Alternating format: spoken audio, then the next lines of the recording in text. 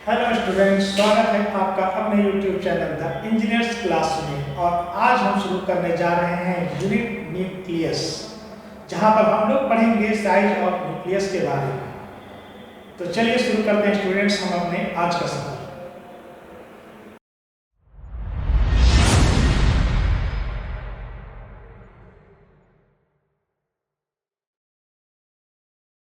Student, जैसा कि हम जानते हैं किसी भी एटम का जो न्यूक्लियस होता है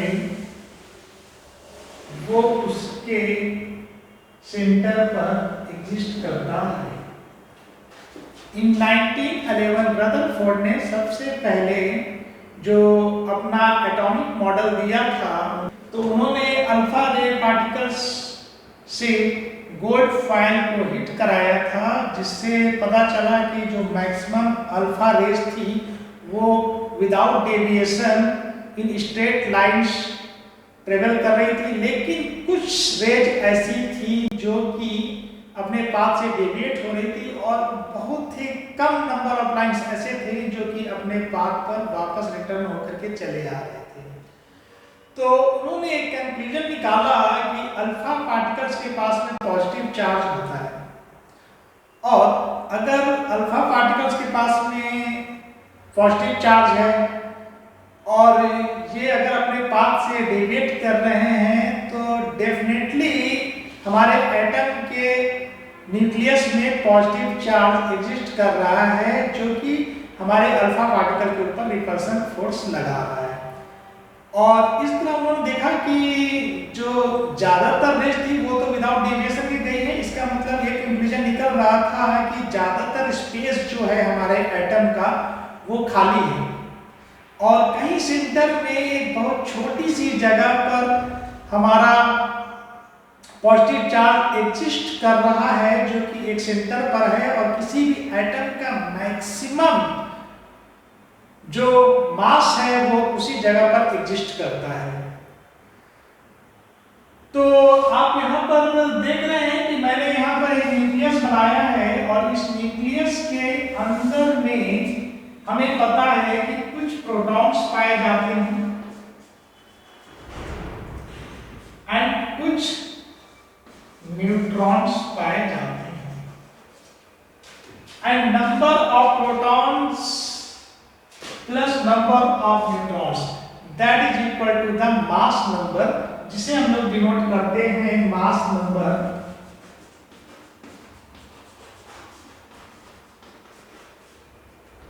कैपिटल ए।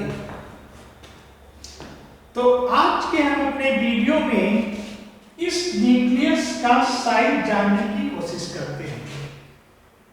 इस फॉर्मूले को डिराइव करते हैं कि न्यूक्लियस के साइज को हम डिटरमाइन करेंगे, और जैसा कि इस फिगर में मैंने बना करके दिया है कि ये जो न्यूक्लियस का जो शेप है वो स्फेरिकल है। कोई भी ऑब्जेक्ट स्फेरिकल शेप में होती है, ये हम लोग इसलिए कंसीडर करते हैं क्योंकि मिनिमम एनर्जी अगर उसे अपने शेप के लिए चाहिए तो उसे स्फेरिकल शेप में होना पड़ेगा। देन इस शेप के लिए इसका जो साइज है इस स्फीयर का, this size is to be determined. So students, for the size of this nucleus we have to determine the radius of this spherical shape. So if V is the volume of nucleus, then students volume के लिए मैंने capital V denote किया है, जो कि इस nucleus की volume को डिनोट कर रहा है, and it will be represented as the mathematical formula volume of the sphere that is equal to the 4/3 pi r cube. Here r क्या है? Radius of nucleus. Here students,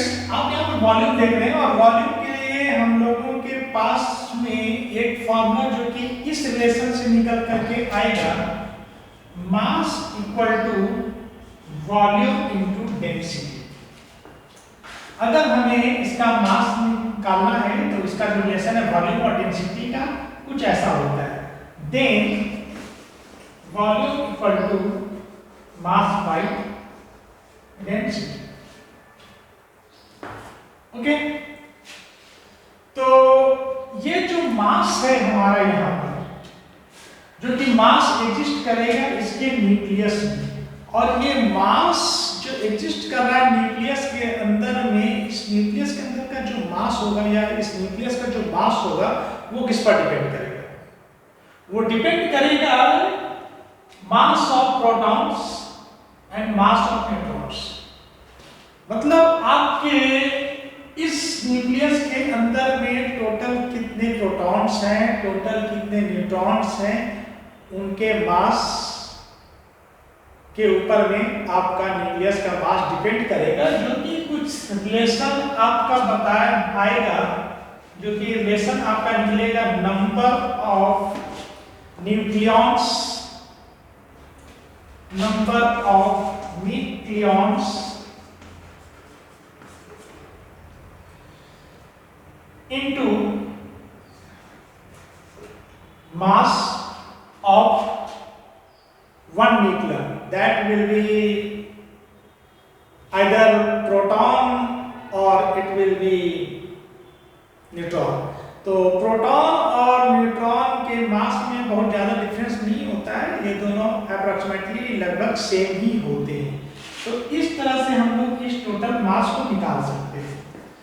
इस volume को हम लोग लिखते हैं इस फॉर्म में, तो हमारा जो वॉल्यूम V है वो रिलेट कर रहा है mass upon density equal to 4/3 pi r cube। As I have said here that total mass will be depend on mass number into mass of nucleon, that is denoted here as n by density, that is 4/3 by r cube। Now student, I am writing above equation in form of radius, then radius r cube equal to a into m into 3, therefore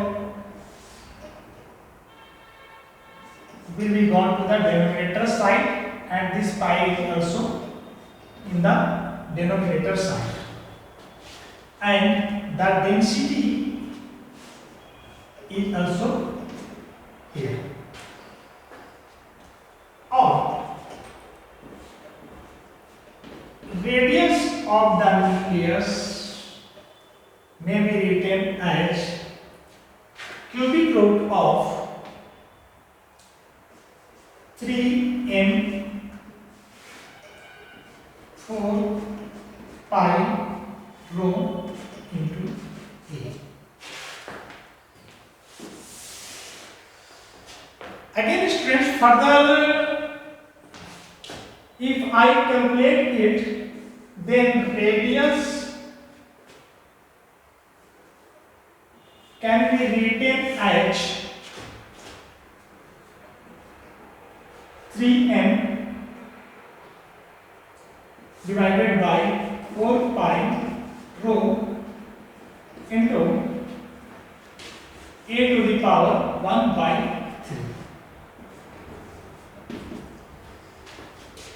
यहाँ पर जो value हमें मिल रही है date 3/4 पाई, ये सब आपके numericals value हैं जो कि कांस्टेंट वैल्यू है, और ये मास ऑफ न्यूक्लियॉन है। मास ऑफ न्यूक्लियॉन प्रोटॉन का हो, न्यूट्रॉन का हो, it will not be changed, it is also a constant part।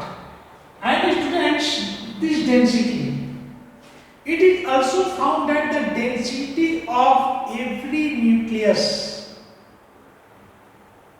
for any atom will be same। किसी भी एटम का न्यूक्लियस की जो डेंसिटी होती है, ये पाया गया कि वो हमेशा सेम ही हमें मिल रही है।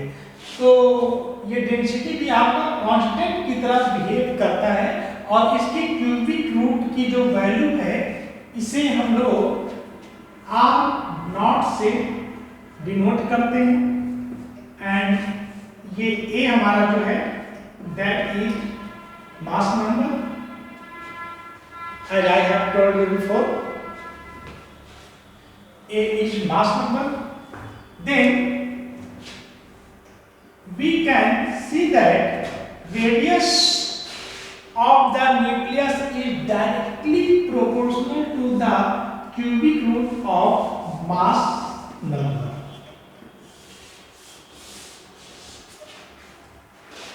I have the relation for the radius of the nucleus for any atom।